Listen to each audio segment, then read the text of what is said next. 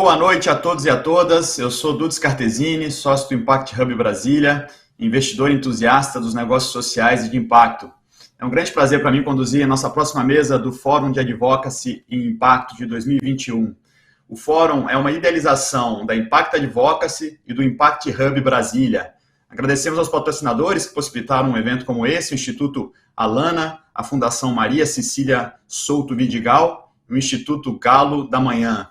E também os nossos parceiros institucionais, o Advocacy Hub, Confluentes, a GIF, Grupo Mulheres do Brasil, Instituto Etos, e também ao nosso parceiro de mídia, o Nexo Jornal. E é claro, todos vocês que nos assistem, seja agora ao vivo ou depois por qualquer outro canal. A gente espera que esse conteúdo seja de inspiração, aprendizado e motivação para todos vocês. Então vamos lá, vamos ao nosso painel, a agenda de impacto na realidade local. Quando a gente fala dos grandes desafios globais, a gente, por um lado, a gente tem uma perspectiva absolutamente global, né? As mudanças climáticas, os desequilíbrios socioambientais são exemplos de problemas que não existem, que não existe fronteira, não tem país, não tem continente, né? Eu lembro daquela frasezinha que diz que quando você for jogar alguma coisa fora, lembre-se, não há fora. Isso é bem verdade. Mas, por outro lado, a forma que as pessoas vivenciam esses problemas é dramaticamente diferente e influenciada pela realidade local. Um triste exemplo disso é a pandemia. Global, por um lado, mas com as consequências absolutamente diferentes de acordo com a realidade local. Isso vale entre países, entre cidades, entre bairros, entre populações específicas, ou seja, o contexto local muda tudo. Em resumo, a gente tem um desafio global, mas temos as realidades tremendamente locais para lidar. Confesso que explicar a ansiedade, essas duas perspectivas. No fim do dia, as ações locais são aquelas mais tangíveis, mais imediatas, de curto prazo, olho no olho, onde às vezes uma pequena intervenção muda a vida de alguém imediatamente e abre novas possibilidades. E o nosso painel é para falar disso, do contexto local das iniciativas de impacto social. E, para falar sobre isso, temos um timaço aqui mais uma vez, para falar sobre impacto local. Vou apresentar os nossos painelistas. A primeira delas, Carla Panicê, é apaixonada pelo Rio, mãe do Joca, da Lili e do Tintim. Podemos parar por aí, né? Mas tem mais. Ela também é esposa do Vini, psicóloga com mestrado em Psicologia Social pela UERJ, doutoranda na mesma área, tem especialização em Gestão de Projetos pelo IBMEC, Inovação pela HSM e Liderança pela Fundação Dom Cabral. Ela é professora da PUC-Rio, deu aulas na UERJ, na Universidade Estácio de Sá, e há mais de 10 anos atua com inovação social. Hoje ela está no Sebrae, onde ela coordena a área de promoção de negócios de impacto social, empreendedorismo na base da pirâmide, inclusão produtiva e apoio a minorias. Nosso segundo participante é o Marcelo Santo. Ele é empreendedor social, gestor de projetos e consultor. Atualmente é diretor da plataforma Impacta Nordeste e cofundador da Motirô, incubadora virtual de negócios de impacto. A gente vai ter também a participação da minha colega Virgínia Alfenas, cofundadora do Impact Hub Belo Horizonte, uma rede global de empreendedores de impacto, que, por meio de conexões significativas, desenvolve seus negócios para um mundo que funcione melhor para todo mundo.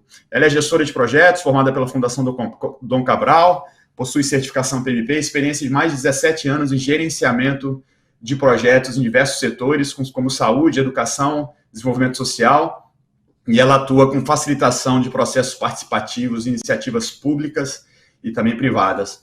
E contaremos com a contribuição luxuosa do nosso Silvio Meira, cofundador da TDS Company, The Digital Strategy Company, e cofundador, presidente do Conselho de Administração do Porto Digital. Ele é professor da Caesar School e professor emérito do Centro de Informática da UFPE. Também é membro do Conselho de Administração da CIIT, da Magalu, da MRV, da Tempest e dos comitês de inovação da BBCE, Anima e IP. Ele é engenheiro eletrônico, trabalha com estratégia de transformação digital, engenheiro de software, inovações, novos negócios e educação. Ele é reconhecido por diversos veículos da mídia e organizações como uma das personalidades mais influentes do Brasil. E também, quando eu falo com ele, eu sempre lembro da lei de Dash, que ele me explicou o que é, né? Que quando tem conexão, internet, apresentação ao vivo, a gente tem que ficar atento, porque as coisas tendem a dar errado. Mas vai dar tudo certo, vamos seguir sem essa lei se caracterizar. Uma lei que não pegou aqui.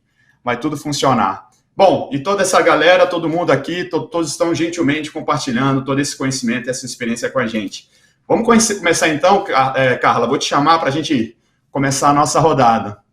Bom, um dos focos do nosso bate-papo é pensar no impacto do nosso ecossistema na realidade local. No seu caso, a conexão com o local está na sua bio, né? A primeira frase é apaixonada pelo Rio.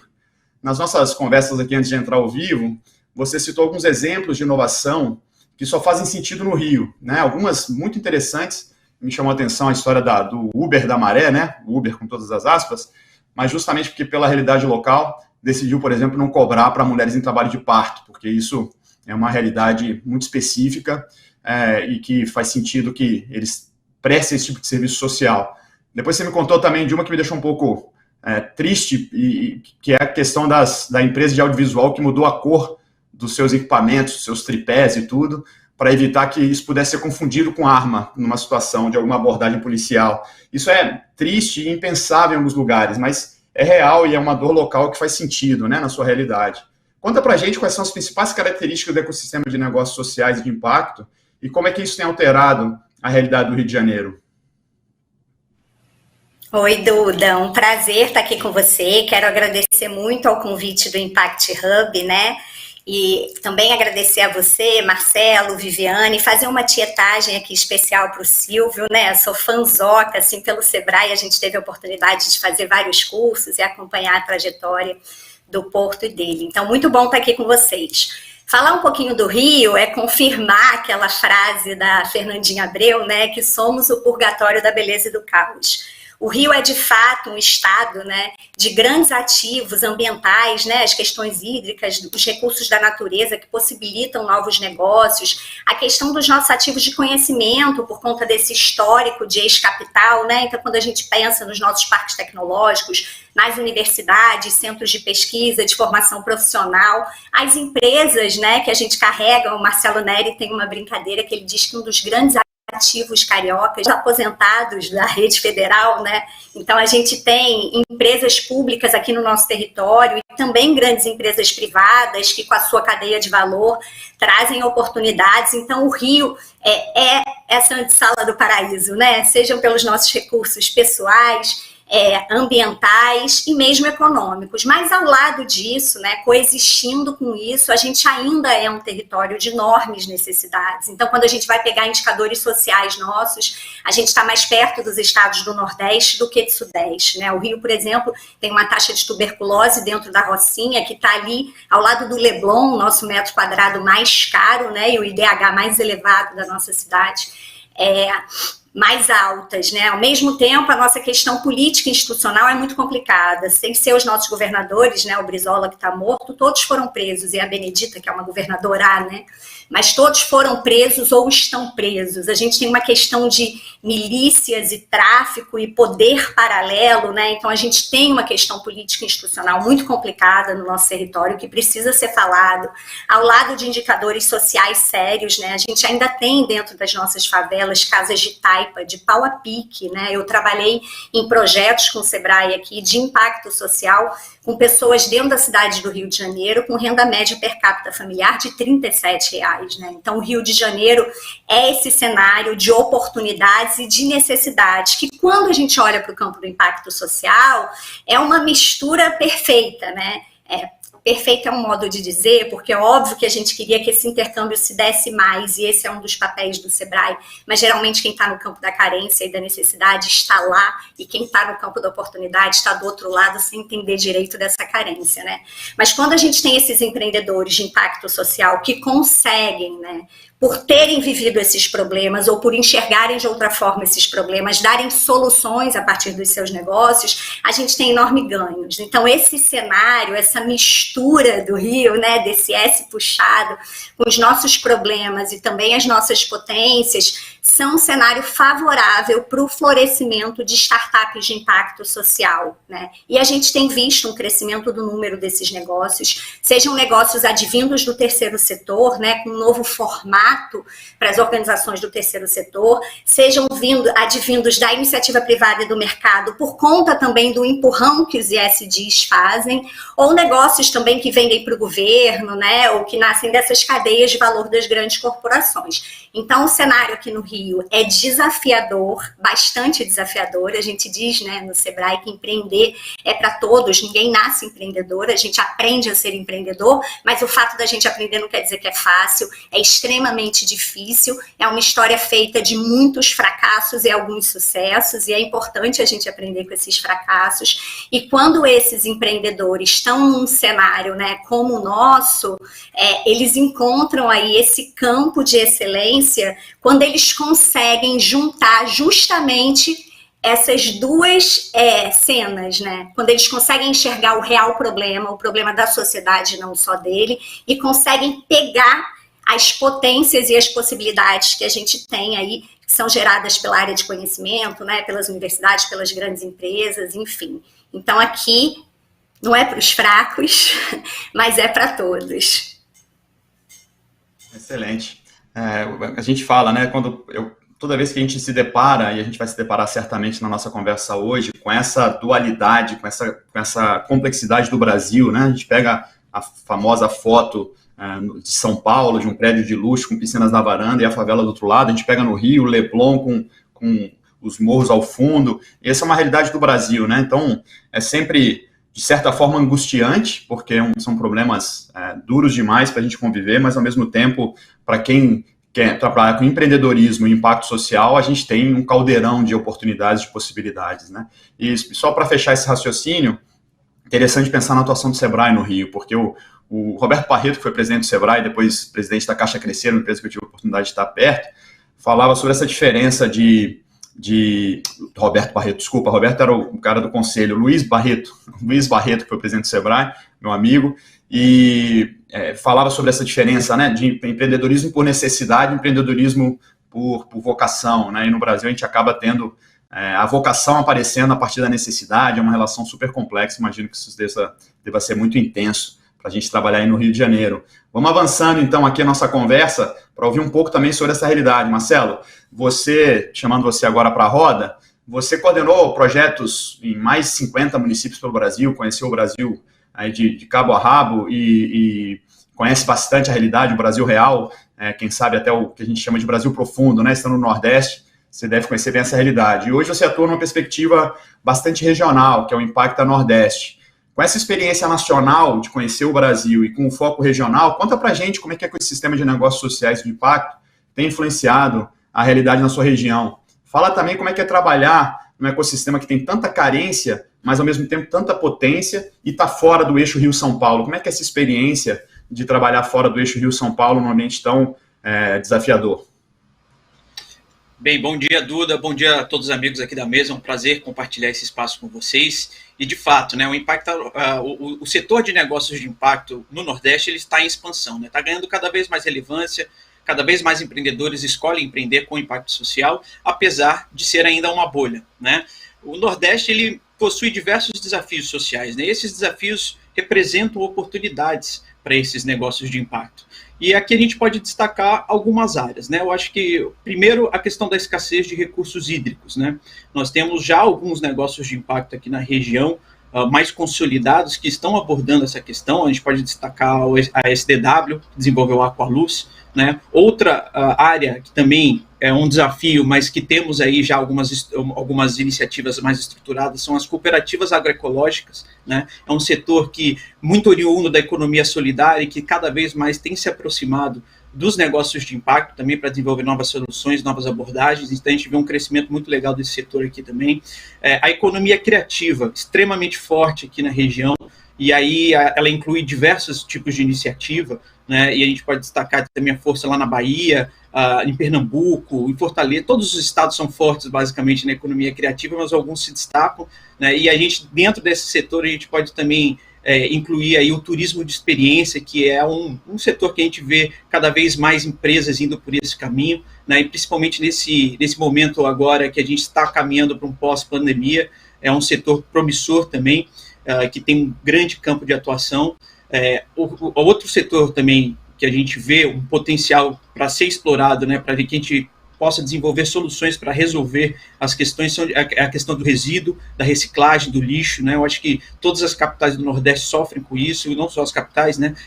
Obviamente as cidades menores ainda mais com isso. Então a gente já vê alguns negócios despontando, tentando resolver essa questão.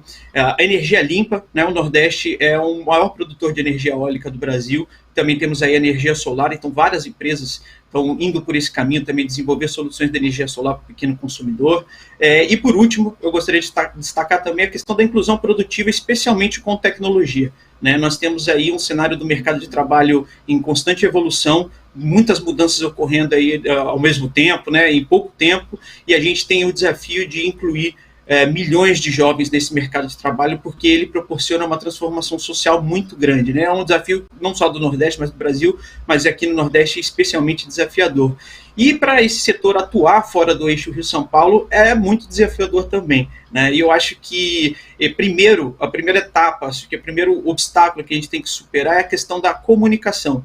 E no sentido de conhecer sobre o que está acontecendo aqui na região, né? O Impacta Nordeste surgiu exatamente com essa missão, de mostrar para o Brasil e para o mundo essas iniciativas, quem são os dinamizadores, como que a região está abordando essa questão, o que ela está desenvolvendo, porque sem o conhecimento sobre essas iniciativas, fica muito difícil a gente trazer oportunidades, trazer investidores. Então, o Impacta Nordeste faz isso, mostrando o que as empresas estão fazendo, quais são as empresas, quais são os dinamizadores, dando voz a diferentes atores. Então, isso eu acho que é o primeiro desafio a ser superado, né? Em seguida, a gente tem a questão de estimular os novos negócios, né? Então, o Impacta Nordeste realizou um mapeamento em 2020, onde a gente mapeou 146 empresas de impacto social na região, e 82% desses negócios estão em estágios iniciais.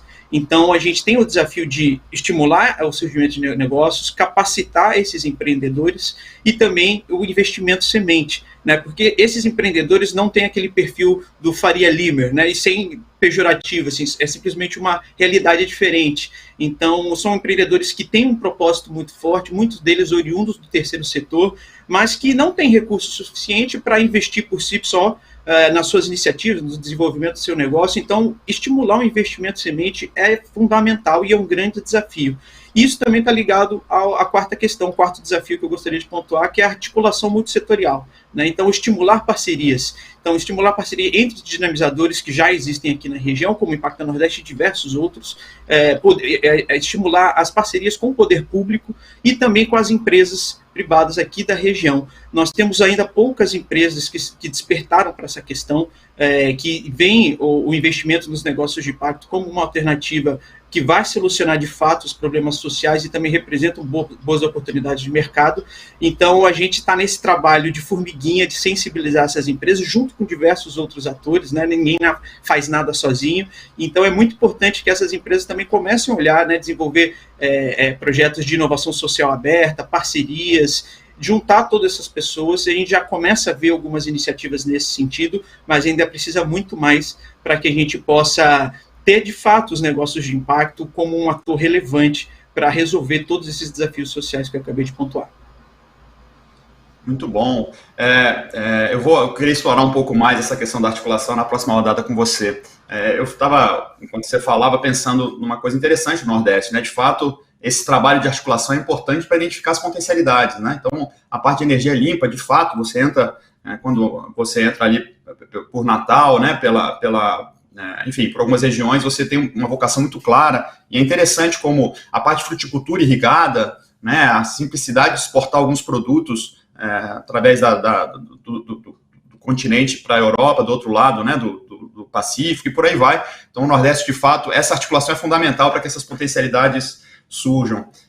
Vamos seguindo aqui a nossa rodada, então, agora saindo do Nordeste e falando com uma sudestina, como diria aquele esquete do Porta dos Fundos que comparava os termos, né? Vamos falar com a Virgínia Alfenas. Quando a gente fala de universidade local, além de ser mineira, ela traz Minas até no sobrenome, então também uma boa gancho para puxar aí para o local. Virgínia, a gente está falando aqui da questão da realidade local. Falando de Minas Gerais e da sua experiência de gestão de projetos de impacto, traz para a gente um pouco da sua experiência de projetos por aí. Como é que está a cena de impacto social em Minas Gerais? Bom dia, Duda, obrigada pelo convite, uma honra estar aqui com vocês também. Eu costumo dizer que Minas são muitas, né?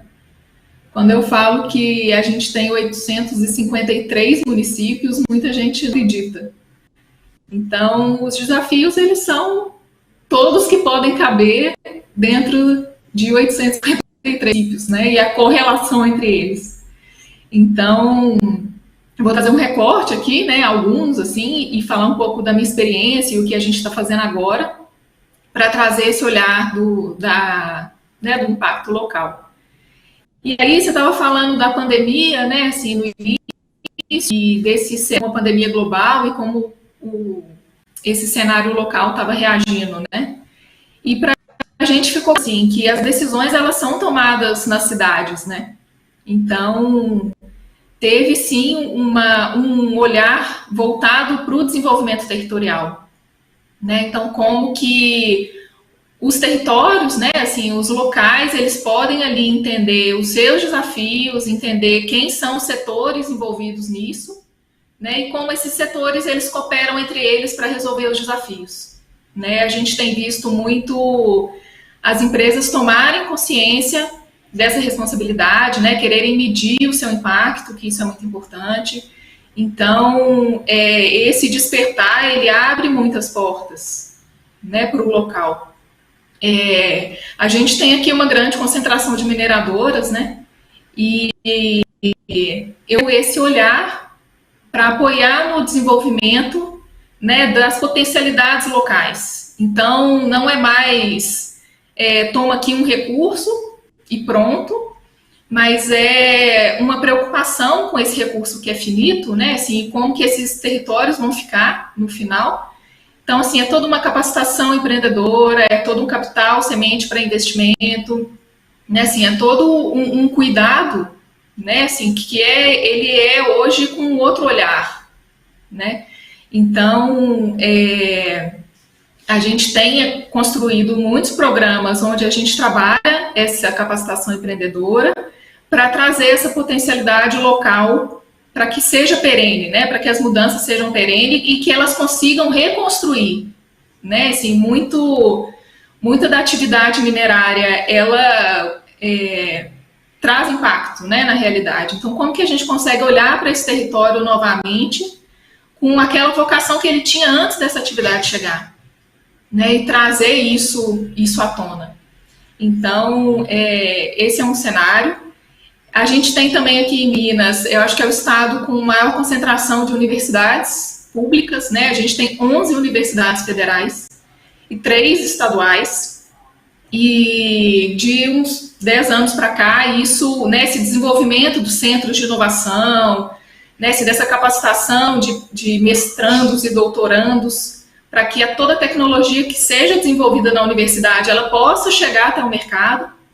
Né? Então, esse diálogo entre a academia, entre as empresas que precisam dessa tecnologia, né, assim, e também o setor público, né, e isso também tem trazido soluções para diversos desafios. Né? Então, eu também ressalto assim, né, esse ponto do desenvolvimento multissetorial. Muito do que Minas é hoje, né, assim, vem de programas que foram desenvolvidos de forma multissetorial. Então, como que a gente encaixa isso, né? Como que a gente encaixa essa estratégia do Estado, né? Assim, com as deficiências e os desafios que a gente tem. E muito dos negócios, né, de impacto, que a gente chama aqui, eles estão se reconhecendo como os negócios de impacto, né? Então, eles estão tendo essa oportunidade de medir o impacto que eles causam, de entender, né, assim, o social, o impacto, o ambiental, como que isso tudo conversa e o que isso tudo traz de benefício. Então, eu percebo tão grande, né, nos últimos anos, assim, e tem sido um desafio, sem dúvida, né, assim, trabalhar nesse cenário. Maravilha, é muito interessante esse zoom in, né? Quando a gente vai abrindo cada uma das realidades, a gente ouviu aqui Rio, BH, Nordeste, vamos ver um pouco mais sobre o Nordeste, falando de Pernambuco, mas é muito interessante quando você dá essa descida na realidade, como as coisas são específicas, as vocações são diferentes, os desafios, a história, né? Você trouxe uma informação muito bacana da quantidade de municípios de Minas, da quantidade de universidades, e por outro lado, uma indústria de mineração, que é uma coisa, né, de baixo valor agregado. Enfim, é muito interessante a gente fazendo conhecendo um pouco e vendo o fascínio que é estudar e conhecer o Brasil e esses nossos desafios. Então, para falar desses desafios agora, vamos chamar o Silvio. Silvio, eu estava olhando sua bio antes de entrar, gostei de uma frase. Ainda estou achando que tenho muito mais para aprender daqui para frente do que aprendi até aqui. Então, apesar dessa sua... Aliás, provavelmente por conta dela, e a partir aí de Pernambuco, você se tornou uma das personalidades mais influentes do Brasil, né? Eu acho que dentre os influencers pernambucanos, você só perde para o Gil do Vigor, que é o pernambucano mais seguido no Twitter. Mas em relação à inovação digital e transformação digital, você é a grande referência, né? E o case do Porto Digital do Recife é uma referência quando a gente se pensa na ativação e potencialização do ecossistema. Eu, a primeira vez que tive contato, fiquei muito impressionado com a quantidade de projetos, com a efervescência desse ecossistema. Quais foram os fatores críticos para o sucesso do Porto Digital? E quais foram os impactos que essa iniciativa trouxe para a realidade da cidade e do Estado?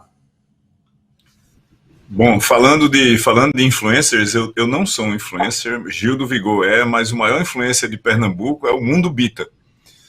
Mas bate de longe qualquer outra coisa que exista nas redes sociais a partir de Pernambuco, que é, obviamente, histórias cantadas para crianças muito jovens, que é um negócio incubado, inclusive, no Porto Digital.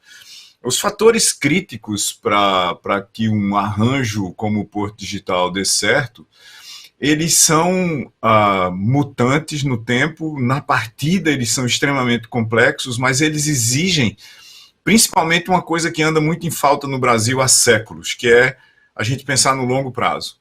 O primeiro plano que a gente fez para o Porto Digital era um plano de 25 anos. Ele está sendo estendido agora, paulatinamente, à medida que a gente chega perto de completar os primeiros 25 anos, a gente está estendendo ele por mais 25 anos. Então, a gente começou o Porto Digital em 2020 e o plano de 25 anos do Porto Digital vai dar errado, o que é fantástico, porque o plano de 25 anos do Porto Digital era que, do ponto de vista econômico, o Porto Digital iria representar 10% da economia de Pernambuco.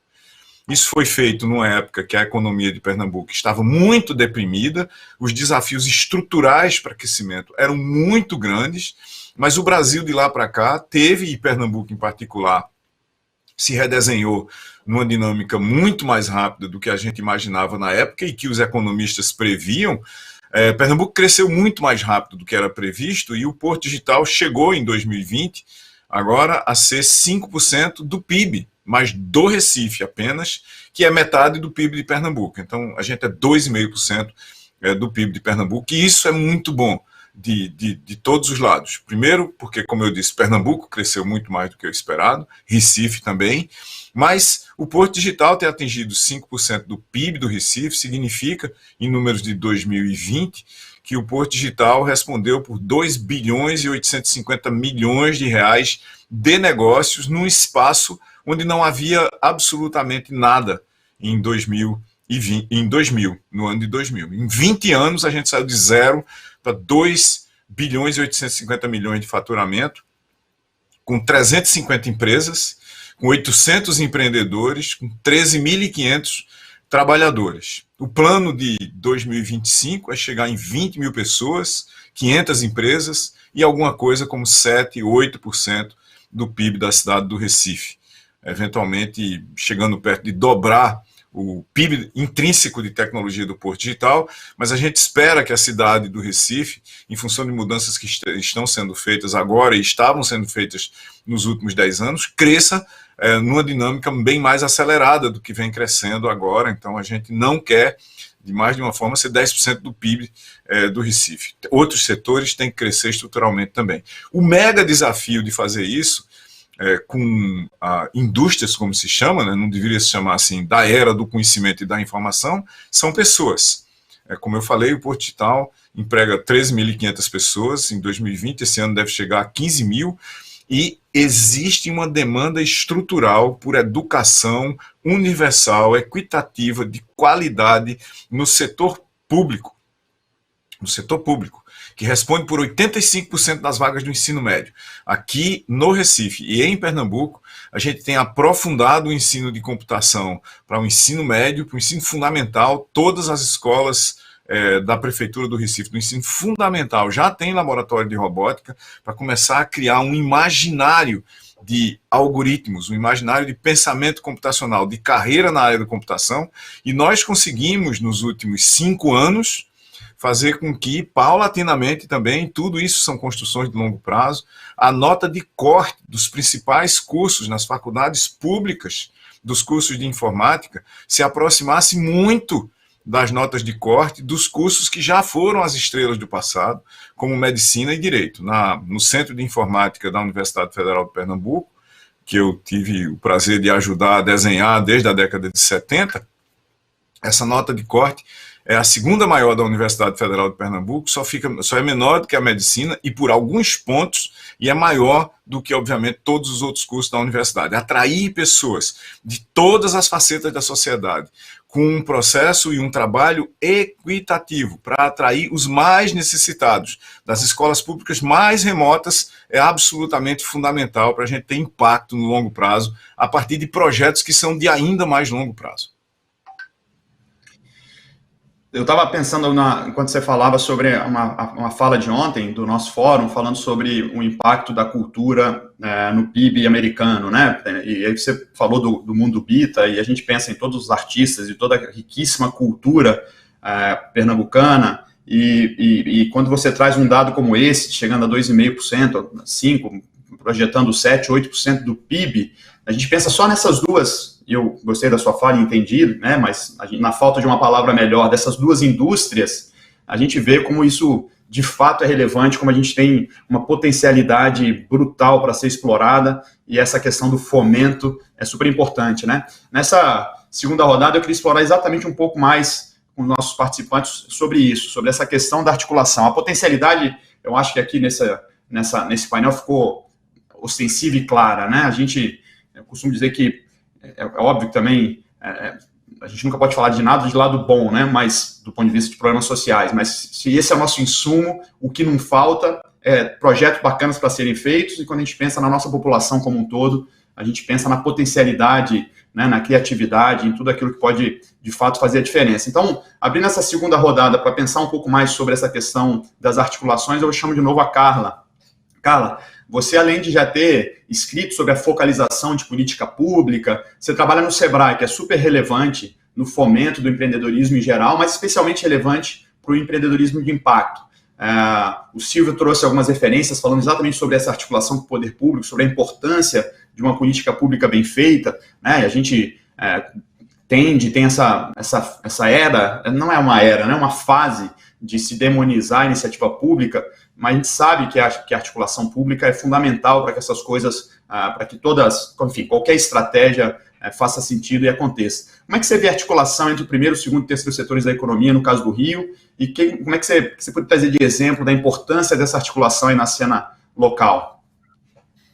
Bom, a importância é toda, né, Duda? Assim, a gente vê que onde a gente tem ecossistemas fortalecidos, a gente tem o governo exercendo um papel importante, né? Seja no seu lado regulatório mesmo, em termos de possibilitar legislações favoráveis, seja como investidor, né? O governo é um grande comprador de soluções para a sociedade. Então, esse ator é fundamental. Aqui no Rio, a gente foi o segundo estado, depois do Rio Grande do Norte, a aprovar a legislação de investimentos e negócios de impacto. O Rio Grande do Norte também regulamentou no Executivo, tem um plano de metas super bacana. O Rio, a gente ainda não conseguiu criar o comitê estadual, mas o fato da gente ter uma legislação específica já permitiu, por exemplo, que a FAPERJ, que é o nosso Fundo de Amparo à Pesquisa, fizesse 3 editais em pouquíssimo tempo, voltado aos negócios de impacto, colocando recurso no campo, né? Então, o primeiro setor é fundamental, o segundo com as suas cadeias de valor, e eu chamo aqui uma atenção para o terceiro setor, em especial, porque muitas vezes no campo do impacto, e do impacto pensado por meio dessas startups, às vezes o papel do terceiro setor é um pouco negligenciado, né? É como se isso fosse um dia seguinte ao terceiro setor, o que não é, né? Eles têm uma visão dessa dor e desse impacto melhor do que ninguém. O relacionamento com os territórios, né, melhor do que ninguém. Então, essa sintonia entre esses 3 setores, ela é fundamental e não há dúvida. Aqui no Rio a gente tem muito que caminhar ainda em relação a isso, e uma experiência que eu posso compartilhar, que a gente tem tocado, é o movimento Rio de Impacto, né? Então, até na falta de um comitê estadual, a gente passou aí por alguns impeachments com a nossa legislação estadual, então, na falta do avanço na esfera governamental, a gente criou um movimento de organizações da sociedade civil para trabalhar, então, esse ecossistema, né? Então, o que a gente podia fazer de forma compartilhada para a gente favorecer mais incubadoras falando sobre impacto, mais aceleradoras, como é que a gente trazia o pessoal do capital. Esse movimento já criou uma série de guias mesmo, ferramentas para a gente poder dar direto ao empreendedor, para ele saber para quem procurar, para onde ele vai, dependendo do estágio de negócio que ele está, guia de ofertas de capital. Então, a gente tem tentado, por meio desse movimento da sociedade civil, que tem também empresas, fundações, né, bancos dentro, conseguir melhorar essa articulação existente entre os 3 setores para a gente poder fomentar negócios mais estruturados. Marcelo trouxe aqui a questão de que a maior parte dos negócios de impacto lá do Nordeste são pequenos, aqui no Rio também, né? A gente brinca quando o pessoal pergunta cadê o unicórnio de impacto, a gente fala, a gente está correndo atrás do pônei, se a gente tiver o pônei, a gente começa feliz aqui, né? Então, a gente ainda tem negócios muito pequenininhos e incipientes, quando a gente pensa no tamanho do potencial, e o Movimento Rio de Impacto tem sido uma tentativa de fortalecer esse ecossistema para fortalecer empresas mais robustas, com mais impacto para a sociedade. Muito bom, muito boa a sua resposta. E estava pensando aqui de um amigo que trabalhava num grande órgão público que dizia que o órgão sobrevivia porque as pessoas iam para casa à noite, ele se regenerava durante a noite enquanto a equipe estava trabalhando. Ele falava da dificuldade de gestão do público. E é muito interessante ouvir o seu depoimento para pensar nisso, né? Assim, essa articulação é fundamental até porque você tem uma certa perenidade a despeito de qualquer troca de governo, enfim, dentro do nosso processo, ainda mais uma fase tão complexa como a nossa. Muito interessante ver que essa articulação acaba criando uma resistência mesmo à pauta, né? Não à pauta, mas da pauta. A pauta se torna algo que transcende um período mais curto. Eu acho que a fala do Silvio também traz muito essa lógica de longo prazo. E aí, falando nisso, Marcelo, queria pegar uma experiência específica no Nordeste, que eu acho um belíssimo exemplo, que eu conheci um pouco mais de perto, tive a oportunidade de conhecer, que é a situação, por exemplo, do BNB, que é um banco público de desenvolvimento regional, e que, por conta da atuação dele na área de microcrédito, com Crédito Amigo, acabou desenvolvendo uma cultura muito própria aí no Nordeste, né? Então, é uma experiência muito... Eu até brinco com quem está falando de microcrédito, foi buscando a referência do Crédito Amigo como uma referência e me fala, olha, cuidado, porque as comparações são muito complexas, porque é um bicho diferente, né? Então, pensando nesse caso de uma coisa que impactou muito e é difícil ser replicada no país, criou um ecossistema mais forte, dinâmico para o empreendedorismo. Eu queria que você falasse um pouco, com base nesse exemplo, qual que é a importância dessa articulação dos diferentes entes para criar esse ecossistema favorável à inovação e impacto. Como é que você enxerga essa articulação no Nordeste? O que você pode compartilhar de um bom exemplo e aquilo que precisa melhorar eventualmente? Perfeito, Duda. Eu na minha fala anterior, né, eu destaquei essa questão da articulação multissetorial e eu acho que ela foi corroborada também por todos os outros participantes. O Silvio citou brilhantemente aí o exemplo do Porto Digital, que é um exemplo de articulação multissetorial também, o próprio Sebrae, né, e aqui a gente está começando também um movimento capitaneado com muita articulação de diversos setores, né, e eu posso destacar principalmente o Sebrae, né, os Sebrais de cada estado aqui no Nordeste, eles têm sido atores fundamentais, de fato, em capitanear esse movimento de impacto social, em negócios de impacto, com processos de pré-aceleração, aceleração, incubação, e também articulando junto com o poder público também a política estadual de investimento em negócios de impacto, né, que é algo que vem desde a N-Impacto, né, no âmbito nacional, mas que também tem sido articulado muito fortemente, né, e a Carla citou aqui o exemplo do Rio Grande do Norte, eu tenho o prazer de fazer parte desse conselho, né, por sinal, hoje teremos uma reunião sobre isso, e a política estadual de investimento em negócios de impacto, o Rio Grande do Norte foi pioneiro, né, foi o primeiro estado a implementar essa lei e já regulamentou, estamos com o conselho ativo, esse conselho também engloba diversos outros atores, incluindo aí o BNB que você citou, outras instituições financeiras governamentais e também do setor privado. Então, articular todos esses atores é fundamental. Eu acho que a gente tem que incluir o sistema S como um todo, porque é um sistema que tem recursos, que tem poder, que tem força para conseguir capitanear, principalmente nos estados menores, né? Também outros dinamizadores, né? Nós temos aí diversos, né? O Vale do Dendê na Bahia, o Impacta Nordeste aqui mais regional, o Porto Digital, o Porto Social, tem várias outras organizações, eu Somos Um no Ceará, então tem outros diversos dinamizadores também que podem se somar a esses esforços. O terceiro setor, bem mencionado pela Carla também, o terceiro setor é um ente importantíssimo nessa equação, porque ele tem uma expertise social aí de várias décadas e também muitos integrantes desse terceiro setor têm buscado novas formas de atuação através dos negócios de impacto, então tem muito a agregar,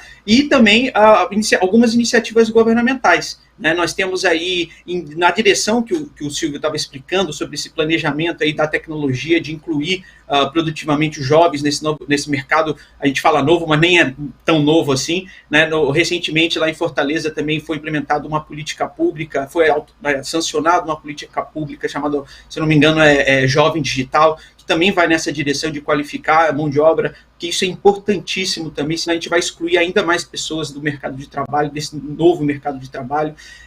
Mas, assim, eu vejo também algumas empresas que estão começando a se juntar nessa articulação, muitas dessas empresas de fora do Nordeste, então a gente tem feito também um trabalho, por sinal, junto com o GIF, na RIS Nordeste, de sensibilizar as empresas da região, tanto que são da região ou que atuem na região, para que elas também possam se somar a esses esforços e começar a olhar também, não só como filantropia, né, não só como investimento social e causas mais emergenciais, mas também de uma forma mais estruturada, de longo prazo. Isso também que o Silvio mencionou é extremamente importante, a gente ter uma visão de longo prazo de como que a gente vai incluir as pessoas, de que forma a gente vai solucionar esses desafios sociais, e passa também por participação da empresa privada. Então a gente tem feito esse esforço também de sensibilizar o empresariado local para que eles possam olhar essa articulação e ter uma posição mais proativa também em propor soluções e ver como que as empresas podem participar desse movimento, porque também ninguém faz nada sozinho. Definitivamente, o arcabouço que você foi citando aí de entidades, empresas e leis e regulações mostra que, de fato, a gente tem muita coisa acontecendo, né? Eu estava ouvindo o Lucas da Impacto, que já ouvi algumas vezes falando e pensando nesse desdobramento de uma estratégia nacional e o desafio de fazer isso acontecer nas realidades locais. Então, muito motivante assim, imaginar e ouvir o exemplo de cada um de vocês e perceber a quantidade de entes envolvidos, né? O quanto essa força institucional pode ajudar a gente a manter um ecossistema mais forte. E aí, por falar nisso, Virginia, queria te chamar de novo para a conversa. O Impact Hub é justamente uma entidade intermediária, né? A proposta de atuação, como o próprio nome diz, é um hub, é fazer essas conexões, é fazer essa articulação, é identificar em cada realidade local qual é aquele vetorzinho que muitas vezes é o dinamizador de todo o ecossistema. Queria ouvir de você, então, com essa sua experiência de uma entidade intermediária, quais são os pontos-chave que é para que o ecossistema floresça? O que é aquilo que, se tirar, você diminui a potência do ecossistema? E o que é aquilo que, se você colocar, qual é aquele tempero mágico que você acha que você poderia trazer para a gente como uma reflexão de que é fundamental para que o ambiente floresça? Boa pergunta mesmo, viu?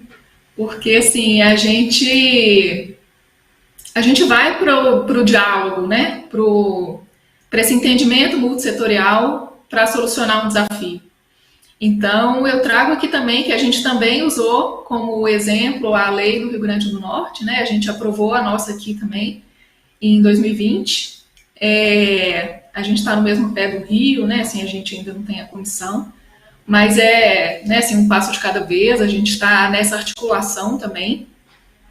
E para mim tem uma questão que aí é um exemplo, né? Assim, aqui que aconteceu aqui em Minas, que é o caso do CID, né? Que é o Programa de Desenvolvimento de Startups, Empreendedorismo do governo, do Estado.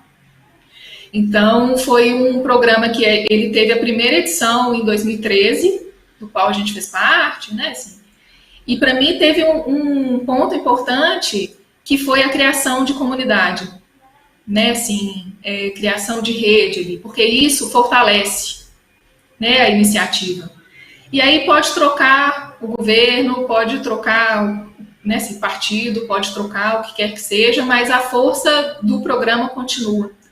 Então, várias comunidades foram criadas a partir daí, né? Assim, a gente tem São Pedro Valley, vários vales também espalhados por aqui. E não é mais uma opção do governo manter ou não o programa, né? Isso é uma necessidade da comunidade.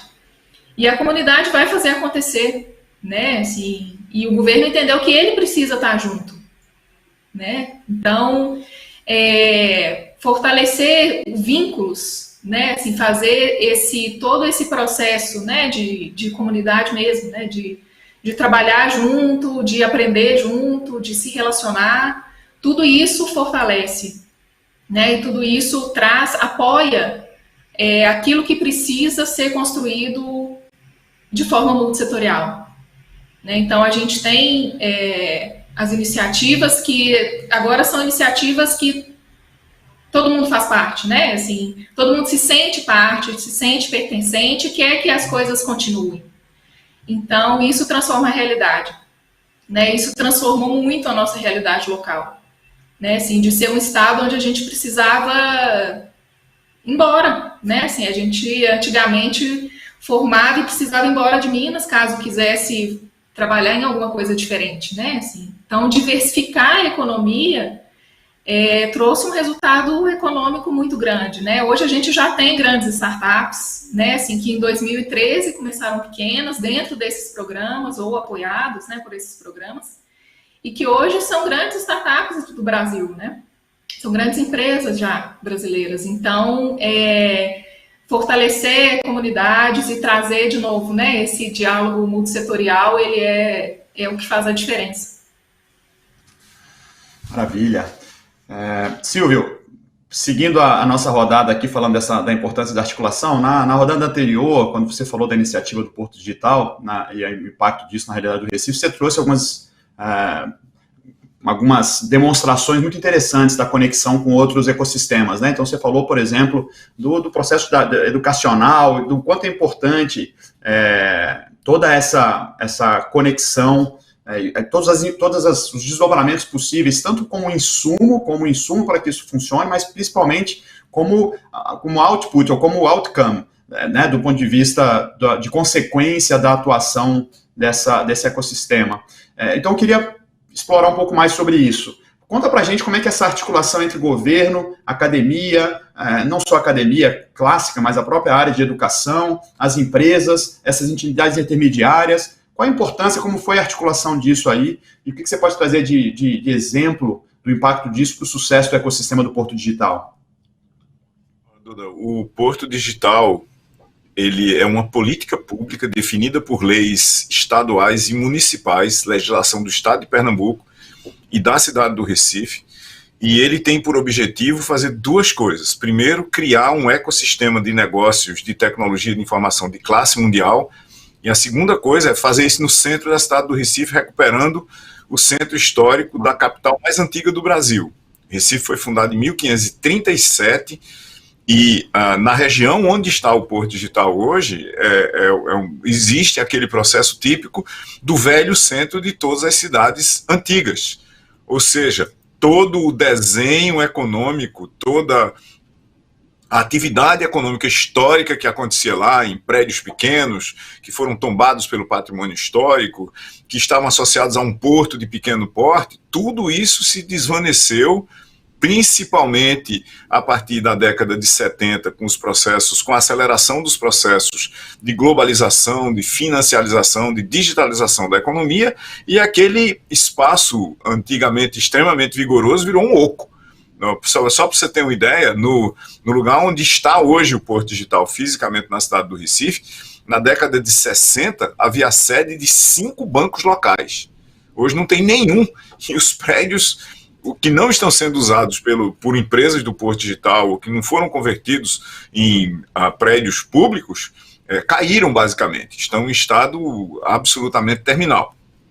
Então essa dinâmica de criar um sistema local de inovação, que é um território território, um conjunto de instituições que regram esse território e um conjunto de atores, de organizações que servem ao desenho e à evolução de longo prazo desse território, foi absolutamente fundamental na partida e na condução das atividades do Porto Digital. Existe uma entidade sem fins lucrativos, uma organização social chamada Núcleo de Gestão do Porto Digital, que faz permanentemente essa articulação, junto com associações de empresas, como o Softex e o CEPROP, junto com organizações de promoção do setor de software, como o Softex, junto com organizações que promovem a criação e evolução de novos negócios digitais, como o Manguezal, aqui no Recife, junto com associações das universidades, com a atração das universidades para os problemas do Porto Digital, na interação com as secretarias de administração, de ciência e tecnologia, de educação, de desenvolvimento do Estado e do município, tentando também, ao mesmo tempo, levar esse vetor de desenvolvimento para o interior.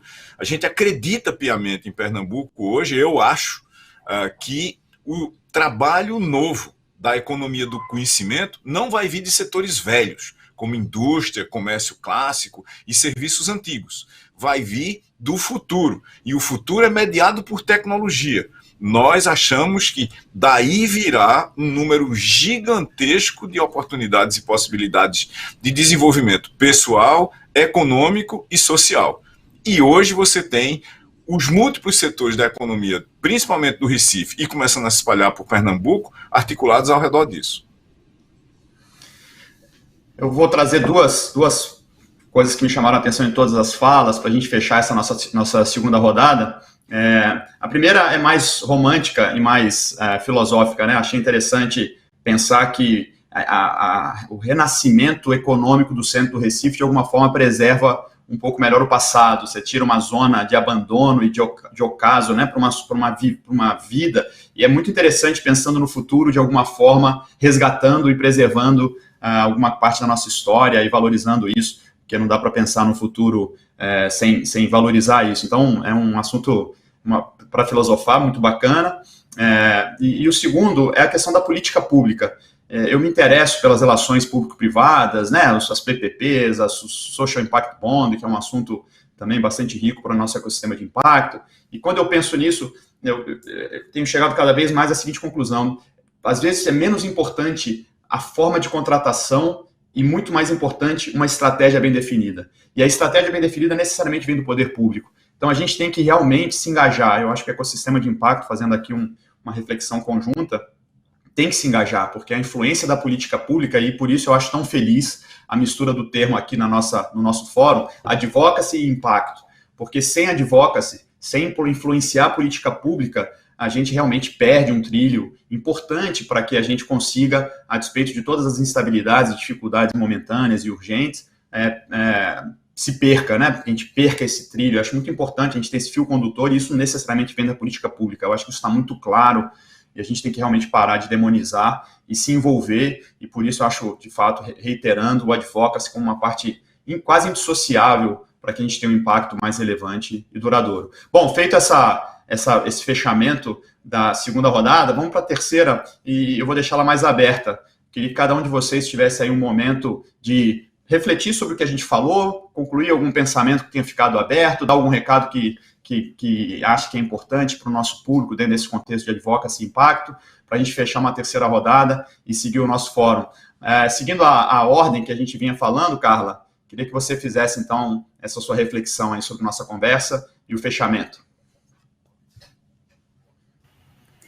Eu acho que o primeiro que eu trago é que, apesar de nós sermos tão distintos, né, enquanto territórios, a gente traz os mesmos desafios aí, enquanto campo do impacto social, né? E é muito bacana saber que a gente está unido nesse processo, né, nesses desafios. Eu acho que a primeira reflexão é que, como está falando, né, da resolução da sociedade, não dá para deixar ninguém para trás, né? Não dá para pensar em novos formatos ou em importar formatos que não façam muito sentido para a resolução das nossas questões, né? Então, a gente precisa, sim, ter o envolvimento da política pública, do mercado. É ótimo essa tara, vamos dizer assim, na brincadeira atual, do mercado com ESG. A gente tem visto aqui no nosso território, isso tem aberto campo para os negócios de impacto, né? E também do terceiro setor, colocando sempre como centro o empreendedor em si, né? Eu acho que um aprendizado que eu tive aí, de uma experiência que a gente foi procurar no Reino Unido, né, enquanto um campo mais sedimentado para os negócios de impacto, é que mais importante da forma desse impacto é que ele aconteça, né? Então, seja através lá do negócio de impacto estrito senso, da organização social ou de uma mudança de chave na cadeia de valor, estamos todos atrás do impacto que os negócios, né, e as organizações podem alcançar na resolução dos nossos problemas da sociedade. Então, não dá para deixar ninguém para trás. É um campo de longo prazo, né? Então, os planejamentos não podem ser para amanhã, e a gente tem que encontrar novas estratégias de fazer isso acontecer, né? Então, os nossos problemas mesmo, institucionais e políticos, eu acho que o campo do Movimento Rio de Impacto tem sido um aprendizado para a gente nesse sentido.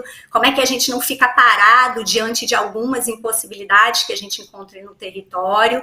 Eu acho que isso é importante. E também como é que a gente consegue trocar essas experiências. E nesse sentido, quero fazer um reconhecimento aqui, Duda citou o Lucas, sobre a Simpacto, né? Impacto, enquanto estratégia federal de investimento em negócios de impacto, tem conversado sobre um sistema nacional de investimentos em negócios de impacto, como é que os estados conseguem se amparar nessas estratégias subnacionais para que a gente aprenda com os erros, né, e economize recursos na busca pelo maior impacto social, né? Então, acho que isso também é muito importante, e aí agradeço aqui a essa iniciativa do Impact Hub, né, de troca de experiências e de conexões, porque eu acho que é daí que a gente vai conseguir construir e daí as possibilidades da gente mudar o nosso cenário através dos negócios de impacto social, né?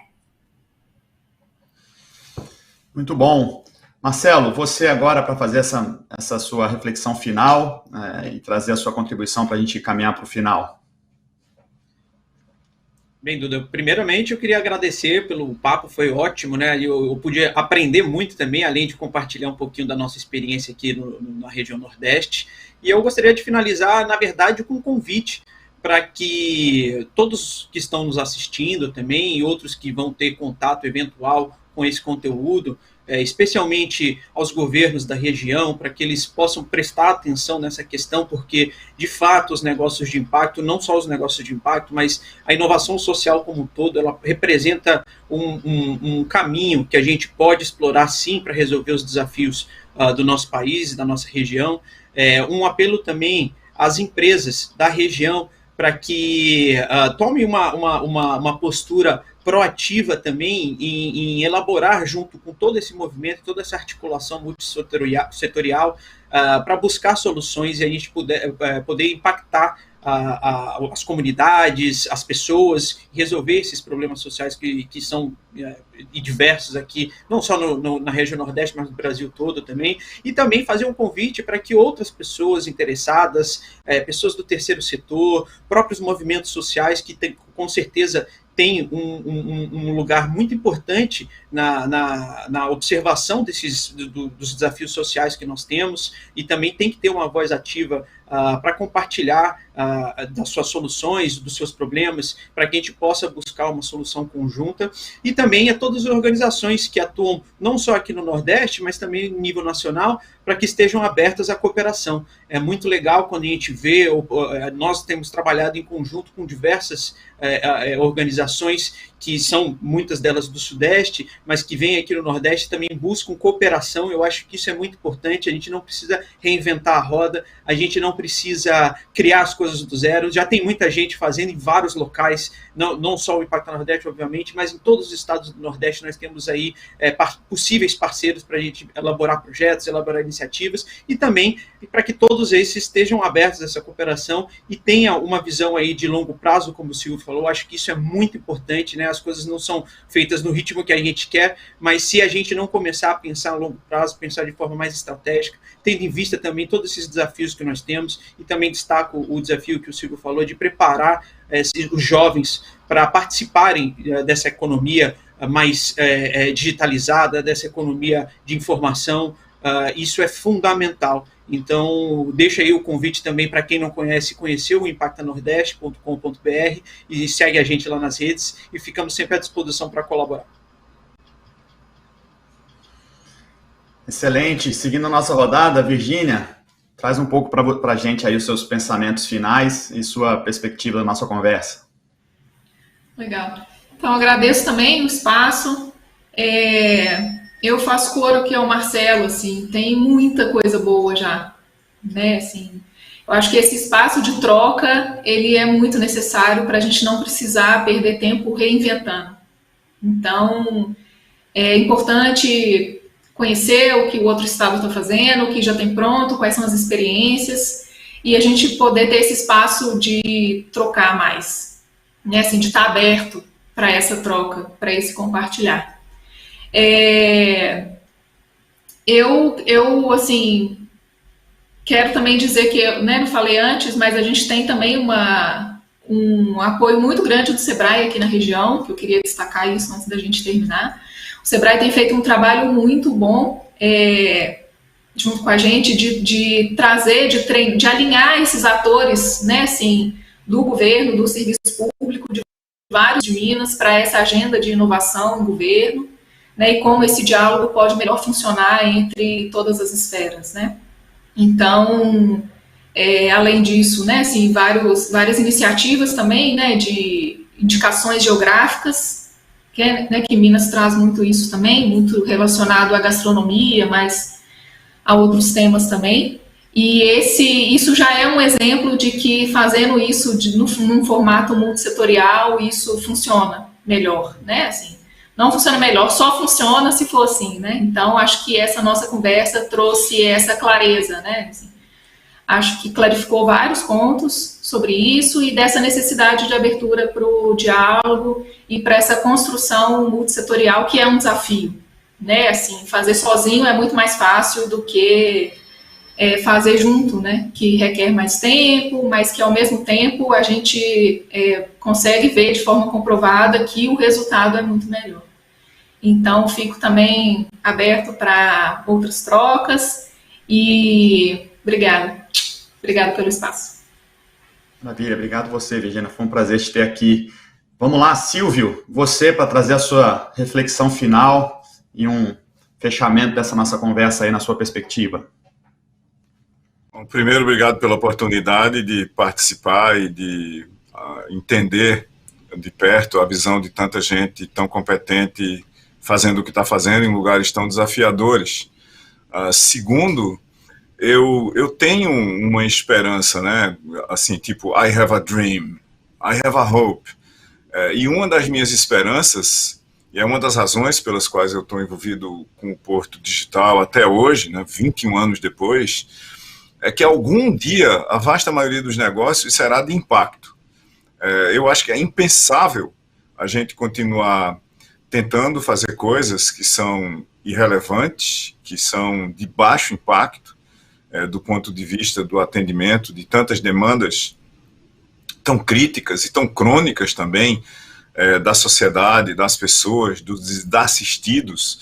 É tão duro a gente ver que ainda se pensa em negócios que destroem tão intensamente o ambiente ao nosso redor, causando um impacto negativo gigantesco. Para isso, eu acho que a gente tem que entender que todo mundo precisa pensar no longo prazo. A gente tem que pensar em sustentabilidade. Uma das características essenciais para mim de negócios de impacto é economicidade e sustentabilidade. Se a gente não conseguir pensar em negócios como esses, que vão afetar a vida das pessoas por décadas a fio, a gente não vai ter impacto. Vai ser momentâneo, vai ser efêmero, vai ser insustentável. E para isso, eu acho que a gente precisa pensar em estratégia. A gente tem uma dificuldade muito grande num país do presentismo como o Brasil, que todo mundo quer ver tudo resolvido agora, com as honrosas e raríssimas exceções que estão pensando no longo prazo. Essa história de viver intensamente o presente é o que destrói as possibilidades de trazer novos futuros para o presente, porque a gente começa a se preocupar só com o presente. Para não viver só do presente, a gente tem que ter aspirações, mas a gente tem que se lembrar que aspirações não são estratégia.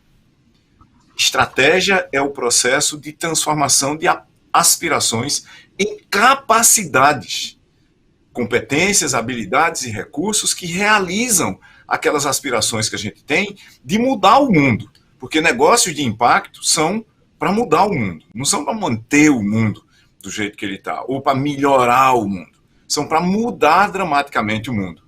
Eu escrevi e publiquei agora no dia 28 de setembro, no momento só tem no Kindle, um livro chamado O que é Estratégia, onde eu trato exatamente disso, de o que é estratégia e como é que a gente tem que pensar estratégias do ponto de vista de sustentabilidade e economicidade. É um livro que dá para ler em 1 hora, mas não dá para ler em 1 hora. Você precisa de 1 ano de prática, pelo menos, de estratégia para entender por que a gente tem que pensar em estratégia como sendo o processo de transformação de aspirações em capacidades. Obrigado e até a próxima. Difícil fazer um fechamento depois de tantas falas bacanas, mas queria fazer aqui então uma reflexão sobre o seguinte, assim, a nossa conversa traz para mim a primeira palavra é potencialidade. Para mim é impressionante, e aí quando a gente pensa em potencialidade, eu quero dividir isso em 3 coisas, né? Em pessoas, porque desde ontem a gente vem conversando, eu venho anteontem acompanhando, então é muito impressionante para mim, vendo os painéis, a potencialidade das pessoas que estão envolvidas e comprometidas, como vocês 4. Então é um prazer ter esse contato com pessoas tão inspiradoras e, enfim, com um trabalho tão consistente ao longo do tempo. A segunda potencialidade me vem à cabeça é a questão do mecanismo, né? Os mecanismos disponíveis, tanto do ponto de vista de arcabouço técnico, de empresas de impacto social, empresas de negócios sociais, terceiro setor, ONGs, enfim, instituições intermediárias, tem muito mecanismo do ponto de vista do arcabouço mesmo operacional e do ponto de vista de legislação, enfim, tem todo um arcabouço que dá um suporte muito importante para que essas pessoas consigam exercer essa potencialidade. E, por fim, me traz aí a perspectiva, principalmente na fala de longo prazo, vou ler o seu livro, Silvio, falando sobre essa questão do pensamento estratégico de longo prazo, dessa articulação, isso vem da articulação. Eu me lembrei da frase atribuída a Napoleão Bonaparte, que é devagar, pois tenho pressa.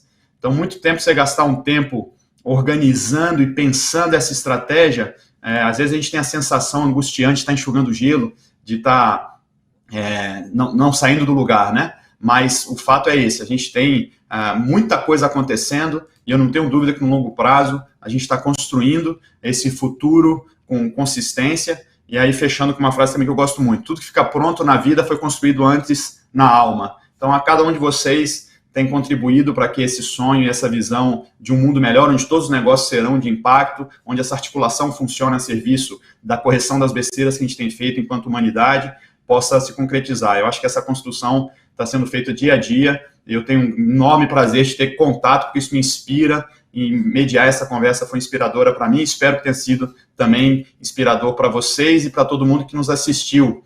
É isso, muito obrigado a todos e a todas, especialmente aos nossos 4 palestrantes. A gente vai ter agora um pequeno intervalo, a gente volta às 14 horas com o painel Ciclo de Debates, com o tema Mulheres na Liderança de Mudanças Estruturais. Eu queria agradecer a todos, foi um grande prazer mediar participar de 2 mesas e ter esse processo de inspiração.